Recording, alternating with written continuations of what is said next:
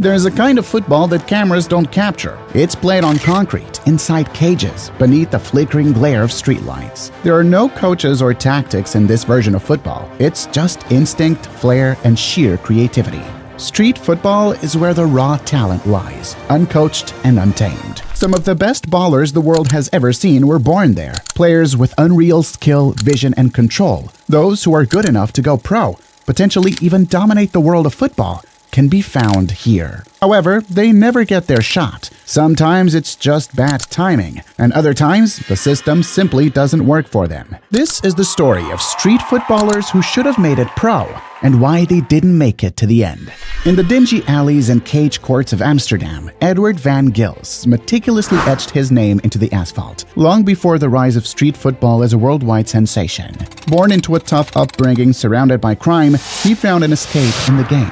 Not the one that is polished and played in opulent stadiums before crowds of thousands, but the gritty, improvised kind, where artistry reigned supreme. It was on the punishing concrete terrain that Edward van Gils shaped his identity and earned the nickname the Godfather of street football. He's not normal. He's like a little ninja. I call him a ninja. I call him Plastic Man because the ball always sticks on his feet. And he's very flexible. It wasn't through crazy tricks or amazing highlights that Van Gils became a star. It was through the way he controlled, imagined, and choreographed the game, which got football fans around the globe hooked. He stood out as a street player with the mind of a pro, leading Ronaldinho's Globe Street team, becoming the standout star for FIFA Street, and touring internationally to showcase what street football truly symbolized. In his prime, Van Gils possessed the talent to thrive in Europe's Premier Leagues. However, there was something that constantly obstructed his path. So, what went wrong? For Van Gils, a lack of talent wasn't the issue. Rather, it was the system. Traditional clubs struggled to harness the energy of street football. Coaches often viewed his artistry as undisciplined. Away from the pitch, the footballer battled personal struggles as well, including a troubled youth marked by legal issues and jail time. In many ways, he fought not only for his career, but for his very survival. Yet Van Gils transformed his anguish into purpose. Today, through Street Kings, an organization utilizing football to inspire underprivileged youth worldwide, he channels that drive. This initiative brings footballs into prisons, employing the game that saved his own life to help others reclaim theirs. He may have never lifted a Champions League trophy, but Edward van Gils became something greater. A mentor, a global ambassador, and a living legend. His story is proof that you don't always need a stadium to change the game. Sometimes you just need a ball, a cage, and a dream.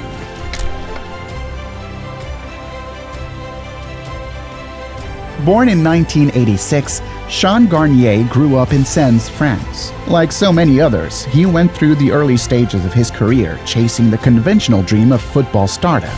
He had trained with top French clubs, including Auxerre and Troyes, where his peers included Djibril Cisse and Philippe Mexes, who would one day represent France on the world's biggest stages. However, fate had different plans for this street star. Knee injuries repeatedly stalled his hopes of becoming a professional football player. Doctors referred to it as Osgood-Schlatter disease, a growth-related condition that plagues many young athletes. For the average person, that would have been the end of the story. But not for Sean Garnier. He refused to let an injury define his legacy. Instead, he pivoted. Garnier used his raw technical ability, street smarts, and love of performing to create something different: freestyle football. Fusing breakdance, streetball, acrobatics, and sheer skill, he created a signature style that went beyond anything ever seen in the world of football. His big break came in 2008 when he was crowned the inaugural Red Bull Street Style World Finals champion at a competition held in São Paulo, propelling him to become the face of a new global movement. Sean Garnier didn't merely win competitions, he elevated freestyle to an art form. He started the Street Style Society S3 Crew, which combined freestyle, hip-hop, dance, and street culture. His viral videos, including the iconic Grandpa prank in Mexico, have been viewed by millions and exposed freestyle to people who'd never heard of it. This street legend is now a global ambassador of street and freestyle football. He travels the world performing, appearing at events, and working with youth organizations to promote creativity, expression, and passion through the sport. Even though Sean Garnier never went pro in the conventional sense, he changed the definition of being a footballer. His stage isn't a stadium, it's the streets. And his legacy is a reminder that greatness doesn't always come from sporting a jersey. Jeremy Alistair Lynch, born on July 28, 1987 in London, England, started playing football with dreams of being a professional player. He had trials with Arsenal and Southend United, but failed to land a contract. Lynch could control a soccer ball at a level far beyond his peers since he was very young. His tricks and dribbling dazzled at every trial he attended. Unfortunately, the rigorous framework of professional football didn't seem to accommodate the street flair he infused into the game. Nonetheless, Lynch decided to pivot to a new domain, one where imagination was more than welcome. It was required. He decided to display his raw talent on television and auditioned for Britain's Got Talent in 2008, where his remarkable balance and control earned him a spot in the semi-finals. These performances made it quite clear that football could transcend mere sport and that it could truly be an art. Lynch, along with fellow freestyler and friend Billy Wingrove, recognized the impact that digital platforms had, and in 2011, they created a YouTube channel called F2 Freestylers. From then on, they became part of one of the most influential football channels in the whole world. By blending freestyle tricks, tutorials from celebrities, and mind-boggling challenges, they reshaped the content creation associated with the sport. Today, the F2 channel has more than 14 million subscribers, along with billions of views. Even with achieving online fame, Lynch never fully ditched the pitch. In 2017, he signed with a semi-professional club in England, Larry Town. His goals in the FA Cup and lower division club matches helped to raise the profile of lower league English football. However, with F2's expanding international presence, it became increasingly difficult for Lynch to frequent his pitch appearances. With millions of followers across numerous social media platforms, including Instagram and TikTok, Lynch soon learned how to get millions of views and became the very definition of going viral as he put out content that combined entertainment, football, and pop culture. This would lead him to work with legends of the game like Neymar, Ronaldo, and Messi, which is pretty ironic because he used to dream of being on the same team as them back in the day. The story of Jeremy Lynch is one of resilience, reinvention, and relevance. He never got to the Premier League, but in today's digital age, he created his own football empire. At a young age, Nelson de Kock from the Netherlands began playing football and showed a natural talent for technical skills. He was also part of a Dutch professional team, RKC Waalwijk's Youth Academy, and learned there that his speed and quick feet were assets that made him better than his competition. The skill he had took him to the top tier of indoor football, a variant of the game that emphasizes speed, control, and improvisation. Simultaneously, he was called up to the Dutch national youth side, Jong Orange, confirming his status as a future star of the nation. Although he had a great start, de Kock chose to go a different route, one that was raw and unfiltered, street football. This environment allowed him to fully express himself and develop a style full of air and ground tricks that were more suited for the asphalt courts than professional stadiums. His ball control caught the attention of Ronaldinho, the Brazilian legend who built his career on flair. During the motion capture filming of EA Sports' FIFA Street, de Kock was invited to be one of the game's animation models, a true testament to the authenticity and fluidity of his skills. As he became more famous, Nelson moved from player to coach.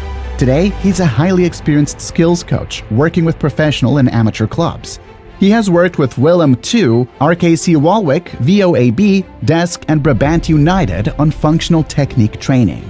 His sessions are all about real game applications of freestyle techniques, ball control, pana moves, coordination drills, and deceptive footwork. Besides training, Nelson hosts freestyle shows, street football clinics, and even pana birthday parties, combining entertainment and education in one. He is committed to developing young talent and to promoting football culture so his legacy will go far beyond his playing days. Born in 1992 in Oslo, Norway, Tobias Brandel Busseit, or Tobias Bex, is known as one of the best freestylers globally.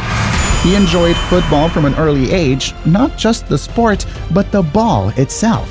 Scorelines and formations held no interest for him. He was thrilled by what he could make the ball do. In his teenage years, that fascination developed into an obsession with freestyle football, an area of the sport that requires absolute precision, artistic freedom, and physical stamina. Developing his skills on the streets and training grounds of Oslo, Bex quickly emerged as one of his generation's most technically skilled freestylers. His hard training and discipline paid off. Not only did he win several Norwegian freestyle titles, but he also won a European title, establishing Norway on the map of a sport dominated by countries such as France and Brazil. In November 2015, he made history and entered the Guinness World Records for the most no-touch alternative mitch around the world, AMATW, in a row, managing to do an incredible 32 MAATWs in succession. But Tobias did not rest on laurels, personal or otherwise. He emerged as an innovative entrepreneur. He started up For Freestyle, a brand that focuses on making high-quality equipment and clothing specifically for freestylers. For Freestyle is not your generic sports brand. Rather, it's designed by freestylers for freestylers and engineered for performance and creativity. He also created Off Pitch, which combines freestyle football with street art, culture, and urban lifestyle, bringing freestyle to spaces where ordinary football would never have gone. With Off Pitch, Tobias has organized community events, interactive showcases, and partnerships that combine movement, rhythm, and storytelling. Tobias has also collaborated with legends, including UEFA, PlayStation, and EA Sports, acting as an ambassador and performer on the global stage, featuring at Wembley Stadium and events such as Euro 2020. His signature style, which includes pointed lower body combinations, unique uppers, and smooth transitions, is still a model for a new generation of freestylers throughout Europe, Asia, and South America. Beyond the stage lights, Bex dedicates his time to mentorship of up-and-coming talent. Through workshops, online tutorials, and one-on-one coaching, he's helping mold the next generation of freestyle athletes, not only in terms of physical ability, but mentality as well. His theory is simple. Freestyle is not just a sport, it's a channel for self-expression. Today, Tobias Bex is not only an athlete, he's a cultural force.